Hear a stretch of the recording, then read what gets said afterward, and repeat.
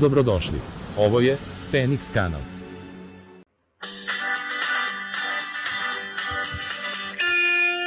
Kaže Zvezda, sprdaju nam se, ti sa stiroporom hoćeš da rušiš Globus, hoću.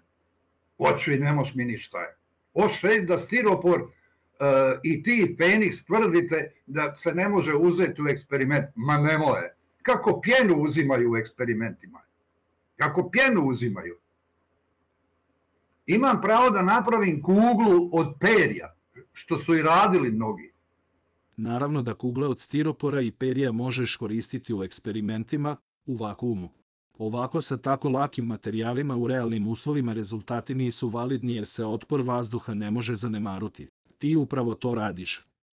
Zanemaruješ silu otpora vazduha koji se suprotstavlja sili gravitacije i znatno utiče na brzinu pada tela male gustine kakav je stiropor. Sramota.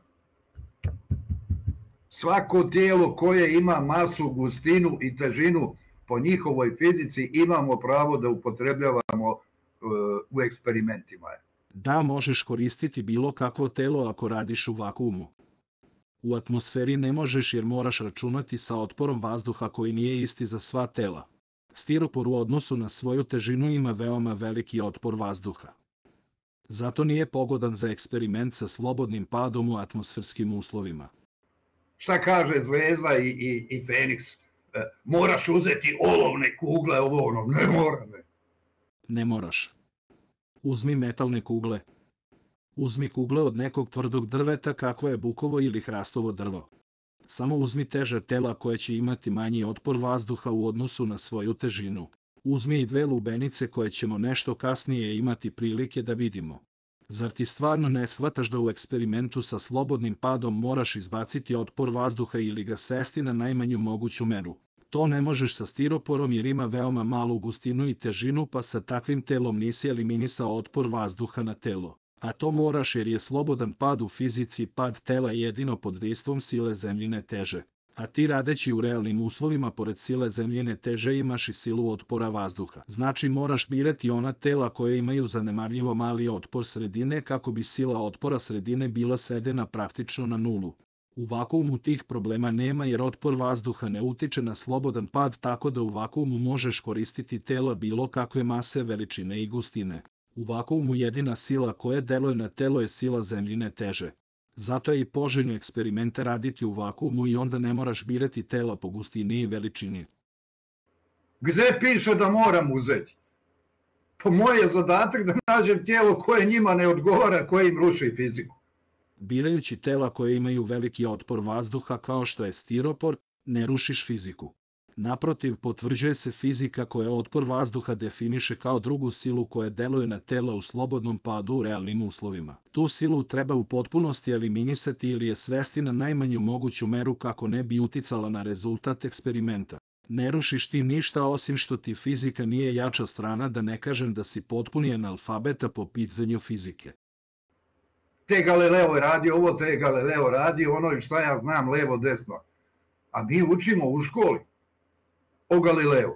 Da li on postoji uopšte? Da li mi učimo? Jer smo učili u školi da sva tijela padaju jednako ako su istog oblika i veličine. I jesmo. Ja sam to srušio. Tačno, ali to se odnosi na tela koje padaju u vakuumu.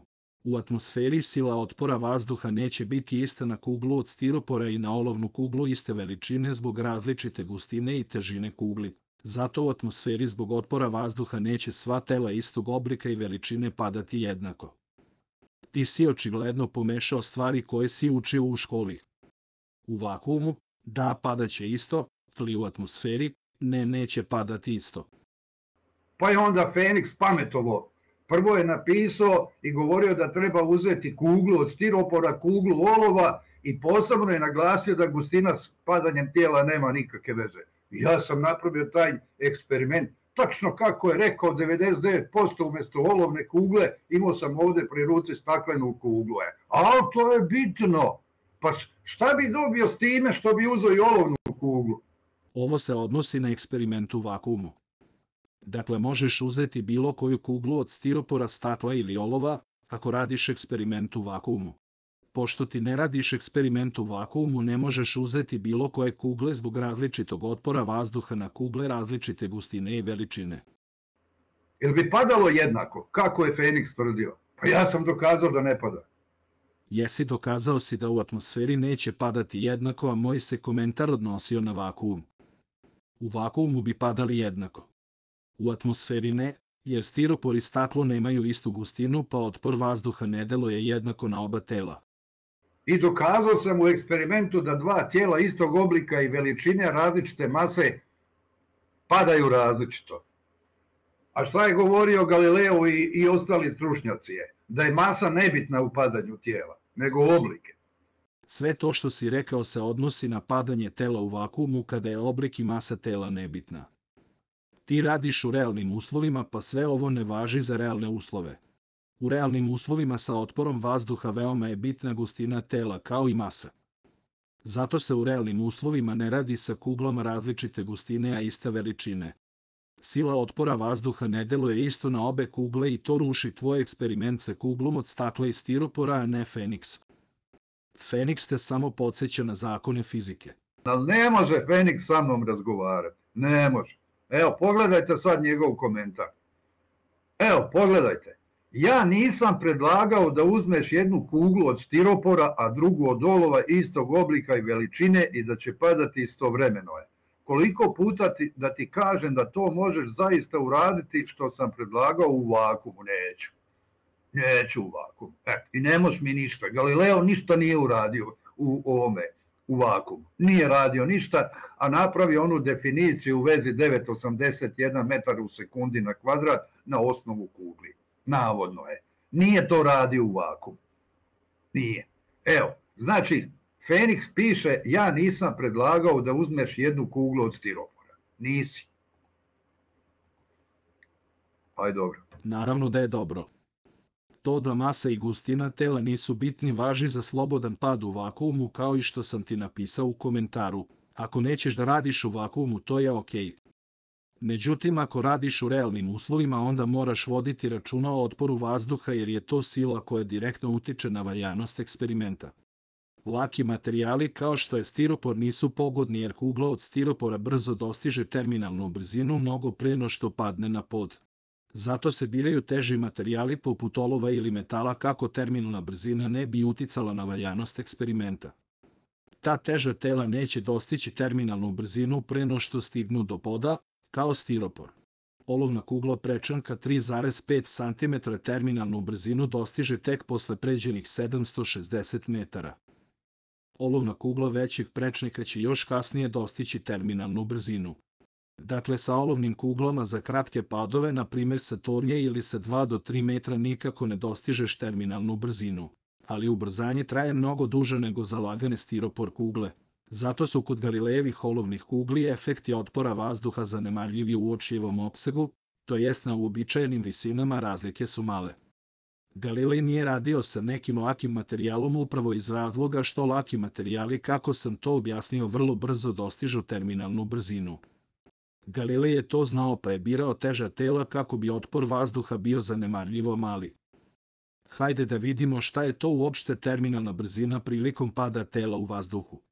Ja ću samo ukratko reći da je to ravnoteža otpora vazduha i gravitacije i da zavisi od mase tela, a vi možete pauzirati video i pročitati ceo tekst. Da vidimo sada kolika je otprilike bila terminalna brzina obe kugle od stiropora u Jovanovom eksperimentu. Kažem otprilike jer nam Jovan nije rekao prečnik i masu kugli, iako sam na tome više puta insistirao u komentarima.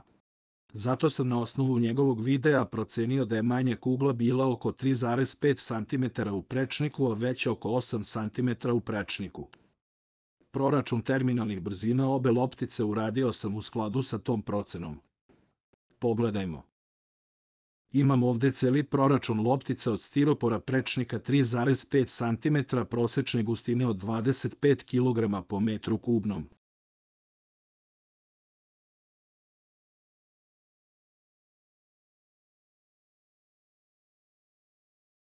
Kao što vidimo, terminalnu brzinu dostiže posle pređenih 1,68 metara. Dakle, terminalnu brzinu dostiže pre nego što dodirne pod, jer visina sa koje je Jovan pustio loptice je bila oko 2,5 metra. Imajte na umu da je odmah nakon puštanja ona počela da usporava zbog otpora vazduha. Krenula je sa 9,81 metra u sekundi na kvadrat zbog ubrzanja zemljine teže i do 1,68 metara njena brzina se postepeno smanjila na 4,46 metara u sekundi. Nakon toga više nije ubrzavala. Dakle, dostiže terminalnu brzinu pre nego što padne na pod. Pogledajmo sada proračun terminalne brzine veće kugle od stiropora prečnika 8 cm. Kao što vidimo, terminalnu brzinu će dostići tek nakon pređenih 3,8 metara. Dakle, do udara u pod neće dostići terminalnu brzinu jer ona premašuje visinu puštanja kugli. Jasno je da celo vreme ubrzava i da će na tom putu do poda malo preteći manju kuglu koja je ranije prestala ubrzavati. Kao što vidiš, Jovane, sa ovako lakim materijalom kakav je stiropor se ne radi ovakav eksperiment zbog izuzetno jakog otpora vazduha na lake materijale. A ti ne radiš u vakuumu, pa moraš uzeti u obzir i otpor vazduha i terminalne brzine stiropora. Ako to ne uzmeš u obzir, onda tvoj eksperiment nije validan. Feniks kaže da on nije govorio ili pisao da se uzme kugla od stiropora. Evo vam dokaz da sam sebe laže i da sam sebe pobija. Ovaj komentar se odnosi na tela u vakuumu gde nema otpora vazduha, a ne na tela u realnim uslovima. 1.000.000 puta sam to Jovanu rekao, pa ponovit ću i 1.000.001 put. Pošto ti ne radiš eksperimente u vakuumu, ovo ne važi za tvoje eksperimente. Ako budeš radio u vakuumu, važit će. Kaže, to je dokaz da postoji gravitacija i da gustina tela nema nikakvu ulogu u padanju tijela ka tlu zemlje. Znači, Fenikse, gustina tijela nema nikakvu ulogu u padanju tijela. Kao što rekoh, u vakuumu nema. Pošto se ovo odnosi na vakuum, gustina tela je nebitna. I šta kaže sad Feniks? Ako uzmeš olovnu kuglu, ili ja to dobro vidim, pa piše da uzmem i kuglu od stiropora, istog oblika. Ovo se odnosi na eksperiment u vakuumu. Ti ne radiš u vakuumu, pa ne možeš uzeti olovnu i stiropornu kuglu. Vid piše kugla od stiropora, da je Feniks rekao, malo pre rekao da nije. I kaže, pašće u isto vreme na zemlju, što znači da gustina tela nema nikakve veze sa padanjem ka tlu, već gravitacija koja sva tela ubrzava istom brzinom na tlu, bez obzira na njihovu gustinu. A posle je tražio, vidjeli ste prepisku od mene, da uzmem tijela od iste gustine. Da, kada radiš u realnim uslovima, onda moraš uzeti tela iste gustine. Ovaj komentar čak nije ni napisan tebi. Ovaj komentar se odnosi na padanje tela u vakuumu i upućenje Stevanu Sremcu. Dakle, on se ne odnosi na tvoj eksperiment u realnim uslovima, već na padanje tela u vakuumu kada gustina tela nije važna. I ja uradio, uzeo tijela od iste gustine, isti materijal, razne mase i opet pada ona veća lopta što ima veću masu. Jesi, uzeo si kugle od istog materijala različite mase. Ali stiropor je lagan materijal koji ima jako veliki otpor vazduha zbog svoje male gustine i težine. Da si eksperiment radio u vakuumu, to bi bilo prihvatljivo jer onda gustine i masa ne bi bili bitni. Ali pošto radiš u realnim uslovima, laki materijali nisu prihvatljivi. Razlog je jasan, jako veliko usporavanje, naročito manje kugle zbog otpora vazduha, što sam već objasnio kroz dostizanje terminalne brzine. Ubiće vas ta masa. Ubiće vas ta masa. Jer tijela padaju jednako, bez obzira na masu. A ja sam vam dokazao da je masa bitna. To je problem. Prema tome vidiš kako, evo, i Feniks je uhvaćen u laži 1.000.000 puta. Ti misliš da je nešto laž samo zato što želiš da manipulacijom odbraniš tvoj neuspeli eksperiment sa kuglama od stiropora. Ovaj tekst koji citiraš uopšte se ne odnosi na tvoj eksperiment. Ako bi radio u vakuumu, onda bi bio prihvatljiv. Zato nemoj da mešaš moje odgovore nekom drugom sa tvojim eksperimentom pa tvrditi da ja lažem. Ovaj se tekst odnosi na padanje tela u vakuumu, a ti si eksperiment radio u realnim uslovima. To tako izgleda kada najveći lažovi manipulator kakav si ti optužuje drugog da laže. Pri tome citira neko objašnjenje upućeno drugoj osobi koji se odnosi na padanje tela u vakuumu, a ne u realnim uslovima onako kako ti radiš. To apsolutno nema nikakve dodirne veze sa tvojim eksperimentom, pa je ovaj moj komentar samo tvoja neuspela manipulacija. Evo ga. I sad kaže eksperiment, velika i mala lubenica pašće dole jednako. Jel vidite? A ja sam uradio eksperiment ovaj zadnji što me Zvezda osporava i šta ja znam. Ja sam osporio ovaj njihov eksperiment. Ništa nisi osporio kuglama od stiropora. Lubenice nisu od stiropora. Imaju dovoljnu težinu da otpor vazduha ne utiče u značajnoj meri na njihov pad u realnim uslovima, kao što to radi otpor vazduha na tvoje kugle od stiropora. Zato će dve lubenice pasti istovremeno iako su različite mase. Kažeš da tvoja veća kugla od stiropora pada ranije od male. Lubenice neće pasti tako. Veća neće pasti pre male. Pašće za isto vreme. To vidimo na ovom prikazu. I šta se desilo? Znači, oni su prikazivali da djeca uče kad se baci velika i mala lubenica, one moraju da padaju jednako dole. Evo, vidite, ljudi rade eksperimente po inostranstvu, na hiljade eksperimenata ima ovo što sam i ja uradio. Nisam ja, ljudi, jedini. Nisam ja jedini. Alo? Da, rade ljudi eksperimente, ali ne sa lakim materijalima kakav je stiropor, već ovako sa težim materijalima, pa u tu svrhu i lubenice mogu da se upotrebe. Ljudi su radili nezvanično za svoje potrebe da se uvjere. Ljudi, fizičari, profesori fizike, doktori fizike, magistri fizike, shvataju da im sa fizikom nešto nije u redu. Ljudi prave eksperimente. Ti ljudi znaju kako da protumače eksperimente na osnovu svog znanja iz fizike i dinamike fluida i na osnovu toga i da dođu do pravog zaključka. Ti si analfabeta za fiziku i dinamiku fluida i zato tvoji eksperimenti nisu validni. Znači, ljudi rade eksperimente. Nije Jovan jedini. Ja ću vam sad samo malo pokazati, ništa zvanično, ništa video. Evo vidite. Ljudi su pustili lubenice dve dole. Vidite, velika i mala lubenica. Ali ovo nisu dve lubenice iz videa koje ti ne umeš da pustiš.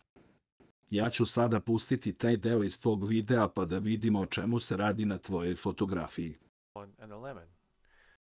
Kao što vidimo, radi se o lubenici i limunu, ali ne i o dve lubenice. Dokle ćeš manipulisati i lagati ljude? The lemon initially falls faster, but during the latter part of the flight, the larger melon catches up to it and both hit the ground at the same time. Very interesting indeed. Evo, sljedeća slika vidi se na snimku da velika lubenica prva pada dole. Pazite, ovo je ništa zvanično, ništa nemojte da ja nešto dokazivam, jer to nije validno, zato što samo pravim isječke, ali ja sam ovo morao, pošto još ne znam da pustim video. A kad budem naučio da pustim video, halo, heliocentristi, trolovi, najebali ste od Jovana. Najebali ste. I to debelo. Opet lažeš i manipulišeš ovim fotografijama. To su sada zaista dve lubenice i jeste isečak iz videa, ali to samo dokazuje dve stvari. Ili si lažov ili nisi uopšte gledao video iz kog izvlačiš ove snimke ekrana. Ova veća lubenica zapravo nije brže padala od manje. Pravi razlog zašto na ovom snimku izgleda da je veća lubenica brže padala je zato što nisu puštene istovremeno da padaju. Osoba koja je pustila veću lubenicu je to učinila malo ranije od osobe koja je pustila manju lubenicu. Zato je veća lubenica pala malo ranije na zemlju. Pogledajmo isečak iz videa gdje je konstatovano da je velika pala ranije, ali kasnijom analizom i merenjem vremena pada ustanovljeno je da su pale istovremeno. The next object that we're going to drop will be a large watermelon and a small watermelon. Okay guys, get ready. Ready, drop, on cue. Now that had a rather spectacular end, but again you saw that they came down at different speeds. Again, we'll have to analyze it much more closely to be able to parcel out what's going on, but they did come down at different speeds. Pogledajmo i kratak isečak analize snimka iz istog videa. Kao što možemo vidjeti, osoba koja je pustila veću lubenicu učinila je to malo ranije, 3 frejma ranije. Do kraja pada bit će isti odnos frejmova. 3 frejma. Ako frejmove prevedemo u sekunde, vidimo da su lubenice zapravo istovremeno pale na zemlju, obe za 1,968 sekundi. To je ujedno i potvrda da tela iste gustine, a različite mase padaju jednakom brzinom u realnim uslovima, ako nisu od stiropora. Apsolutni dokaz da je Galileo bio u pravu. Originalni video ću postaviti u opisu pa ga možete pogledati. U trećem delu tog videa takođe postoji i objašnjenje terminalnih brzina koje sam i ja u ovom videu objasnio na primjeru Jovanovih kugli od stiropora. I to takođe možete pogledati u videu čiji link će biti u opisu. Evo ga, vidite, dole je prolaz od zgrade i jasno je uokvireno je crvenom da velika lubenica pada prije. Znači, pobijen je u ovome malom eksperimentu za privatne stvari da se ljudi uvere da Galileo nije bio u pravu. Upravo smo i videli zašto je ona padala brže. Jednostavno je ranije puštena da pada. Pale su za isto vreme, čime je zapravo potvrđen Galileov eksperiment. Vidite, ljudi su pustili veliku i malu loptu. Vidite. Ovo nije snimak ekrana sa dve košarkaške lopte, već su na snimku lubenica i limun. To smo već videli. I na kraju šta se desilo? Desilo se ovo. Desilo se to što si sada zaista stavio snimak sa dve košarkaške lopte. Da vidimo šta ćeš sada slagati. Evo ga. Pogledajte sa kolikim zaostatkom je pala ona mala lopta. Jel vidite to? Evo. Imaju oni mjerače, samo nisam pustio, za svaku kuglu, za svaku loptu ili lubenicu koja je padala i tijelo. Imaju brzinu i svake kugle, svake lopte. Ovi stranci su strašni. Ja da mogu da vam pustim video, vi bi se šokirali kako stranci prave ove eksperimente. Sve imaju, sve imaju. Pošto ti ne umeš da pustiš video, evo ja ću pomoći i pustiti video kako bi utvrdili šta su ti stranci pomoću merača vremena zaključili. Pustimo lopte da padaju, a onda ću pustiti i analizu sa merenjem vremena i zaključkom. The first objects we're going to drop will be the two basketballs of different sizes. And you can see them up there in the window of our insectary here. And on my signal, they're going to drop them. Ready? Drop.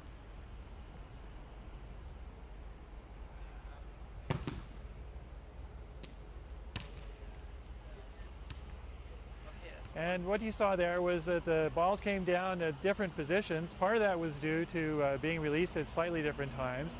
And we can correct for that when we analyze the motion a little bit later. Let's start with our falling basketballs. As was evident at the time, the two balls were not dropped simultaneously. Taking a frame from our video clip, we can see this clearly and quantify the lag. The small basketball was dropped about 7 frames, about 234 milliseconds later than the big basketball. As we watch the balls fall, we freeze the frames as they fly past several landmarks on the building, and then on impact. We calculate the time of flight at each step and correct for the lag. At each freeze frame, we've overlaid the corrected times of flight. Let's watch this video again. You can see the flight of the two balls is very similar, but not quite. Specifically, the small basketball falls a little faster, about 67 milliseconds faster to be precise, than the large basketball does. Kao što vidiš, Jovane, ova tehnologija i merači vremena tebi zapravo odmažu. Zar nisi rekao da je velika lopta pala brže od male? Merači vremena kažu da je zapravo mala lopta pala neznatno ranije, oko 67 milisekunde, što je 67.000 delova sekunde pre velike lopte. To je toliko mala razlika u padu ove dve lopte da se golim okom ne može uočiti. Ta neprimetna razlika dolazi zbog činjenice što je otpor vazduha manji za tela sa manjom površinom. Manja tela imaju manji otpor u padu od većih. Ovo objašnjava zašto je manja košarkaška lopta pala 67 milisekunde ranije od velike. Te moj Jovane, prestani da manipulišeš ljudima. Izgleda da si ti, ili lažov, ili uopšte nisi gledao video iz kog si izvukao ove fotografije.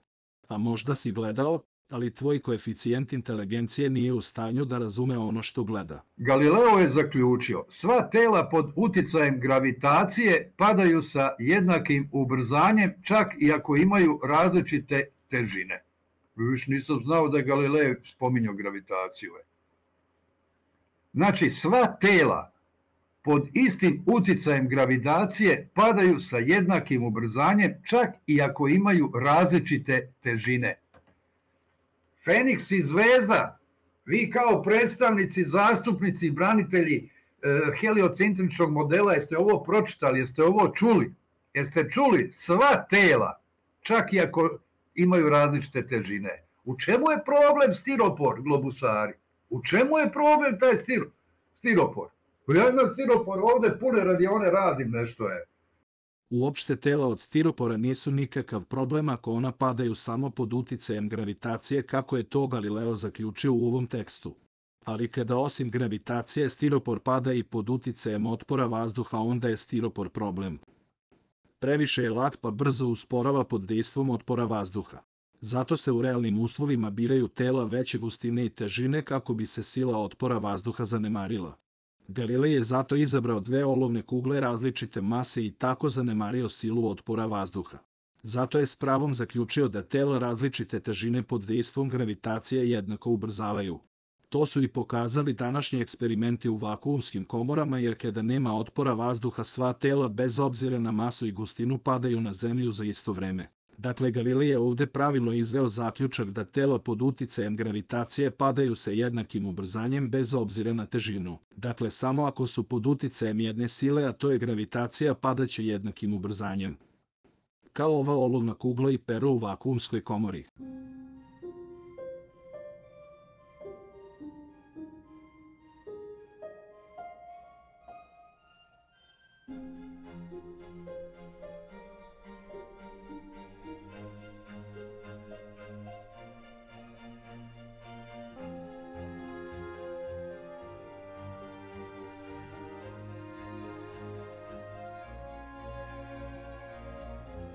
Zato oni vam dokazuju da sa gravitacijom nešto nije u redu i da fizika mora imati tijela koja njima odgovaraju za eksperimente. A moja je dužnost da nađem tijelo koje im ruši zakon taj. Sa gravitacijom je sve u redu i to je pokazao snimak pera i olovne kugle u vakuumu kada je gravitacija jedina sila koja deluje na tela. To i kaže definicija slobodnog pada.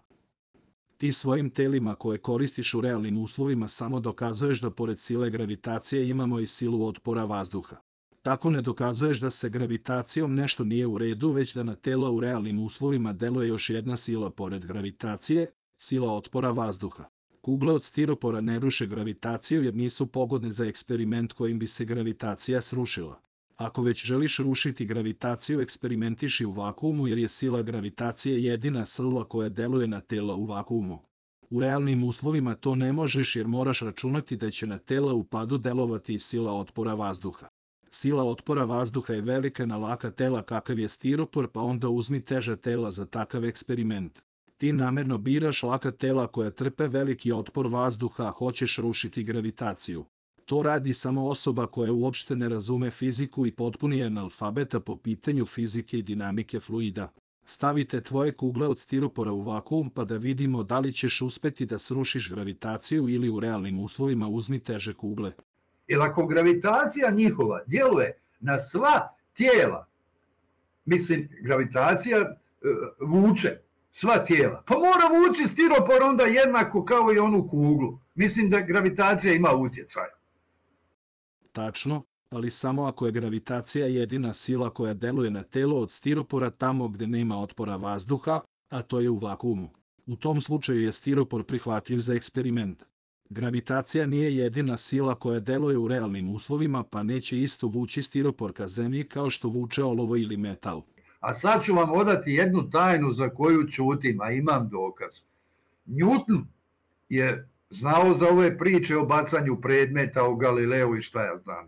I on je uradio eksperiment. To piše u njegovoj knjizi. Da je sa 100 metara visine pustio kuglu od pluta i kuglu od željeza. Istog oblika i veličine. Kad su padale dole, tako je Newton zapisao, kugla željezna je udarila o tlo, a ona od pluta je bila 5 metara još gore. To zvanična nauka krije. To zvanična nauka krije. Ko đavo od krsta je. Isaac Newton nije nikada eksperimentisao sa bacanjem kugli. Ne postoji pouzdan istorijski izvor koji to potvrđuje. Niti je to zabeleženo u njegovim knjigama. Čak i da jeste tako kako Jovan kaže, sasvim je normalno da će kugla od Pluta stići kasnije na Zemlju, jer takve dve kugle nisu iste gustine niti iste mase. To je po svim zakonima fizike lako objašnjivo, pa ne vidim zašto bi neko danas bežao od takvog eksperimenta. Dve kugle istog oblika i veličine, a različite gustine i mase, neće za isto vreme pasti na Zemlju. Otpor vazduha na telo manje gustine i manje težine je veći, pa ono kasnije stiže na Zemlju. To i današnja fizika kaže, tako da niko ne beži od takvog eksperimenta jer je u skladu sa današnjim zakonima fizike. Voleo bih da vidim taj dokaz o kome Jovan priča. Čak i da se zaista dogodio, normalno je da lopta od metala padne ranije na Zemlju. Ajde da otvorimo šta kaže fizika. Evo kaže, fizika je. Pazite dobro. Na ovo je mislio Feniks kad je govorio i pisao, uzmi jednu kuglu od stiropora i jednu kuglu od olova. Evo šta kaže Feniks. Ne, nisam mislio na ovo kada sam rekao da uzmeš kuglu od stiropora i olova. To što si rekao se odnosi na takve dve kugle, ali u vakuumu bez otpora vazduha. Ne u realnim uslovima. Opet si sve pobrkao. Kad se radi eksperiment u prisutnosti otpora zraka. U stvarnim uvjetima otpor zraka djeluje protiv smjera kretanja, usporavajući pad, normalno. Ovaj otpor je proporcionalan površini tijela, a to je ono što uzrokuju da isti oblik i veličina tijela padaju jednako, jer su im otpori zraka isti. Feniks iz Vezo, pročitajte ovo šta vaša fizika kaže. Znači, tijela istog oblika i veličine, bez obzira na masu, padaju jednako, jer su im otpori zraka isti. Prvo, čitaš ovaj tekst gde se uopšte ne pominje masa tela, već samo uticaj otpora vazduha na tela istog oblika i veličine. Tela istog oblika i veličine ne moraju imati istu masu. Ne bi me čudilo da je ovaj tekst izvučen iz konteksta gde se pominje i masa tela. Pošto nisam našao originalnu stranicu iz koje si ovo citirao, ovo ne mogu 100% potvrditi. Drugo, da, otpor vazduha je isti na tela istog oblika i veličine samo ako su iste mase. Kugla od stiropora i kugla od olova iste veličine imaju isti otpor vazduha jer imaju isti prečnik, isti oblik, istu površinu i isti koeficijent otpora vazduha. Međutim, sila zemljine teže nije ista. Masa olovne kugle je približno 100 puta veća od mase stiroporne kugle iste veličine. Kod olova otpor je mali u odnosu na veliku masu, ubrzanje je skoro jednako ubrzanju gravitacije. Kod stiropora otpor je ogroman u odnosu na vrlo malu masu, telo se brzo uspori i pad je mnogo sporiji. Zato kugla od olova padne mnogo brže, dok kugla od stiropora iste veličine padne sporije, iako im je otpor vazduha isti. Zašto ovaj citat zvuči kao da bi tela istog oblika i veličine padali jednako? Zato što je ovaj citat nepotpun. On važi samo ako i masa ostane ista, ali ako se masa razlikuje, padaju različito. Dakle, Jovane, ništa ti nisi pobio svojim eksperimentom, jer se ovaj citat odnosi samo na koeficijent otpora vazduha bez uključene mase tela. Masa tela se ovde u citatu ne pominje. Verovatno je to objašnjeno u opširnijem tekstu iz koga si izvukao samo ovaj deo o otporu vazduha. Dakle, uključivanjem mase tela, a ne samo oblika i veličine, menja se i koeficijent otpora vazduha. Ovaj tekst se odnosi samo na otpor vazduha zbog istog oblika i veličine. Kada se uključi ubrzanje tela zbog gravitacije, onda je i masa tela veoma važna. A jebi ga, ja sam dokazao dva tijela istog oblika i veličine da padaju različito. Samo recite koje hoćete tijelo, levo ili desno ili kako hoćete, masa je bitna. Konačno si shvatio da se ovde u citatu masa tela ne pominje, a da je važna pri padanju tela. To si dokazao svojim eksperimentom sa kuglama od stiropora i stakla. Obe kugle istog oblika i veličine, otpor identičan na obe kugle, a ipak padaju različito. Dakle, zbog različite mase, odnosno različite težine kugli. Dobrodošao u svet fizike koji je za tebe misaona imenica. Ovaj video se baš odužio, pa ću ga ovde završiti. Do sledećeg nekog videa, pozdrav od Feniksa.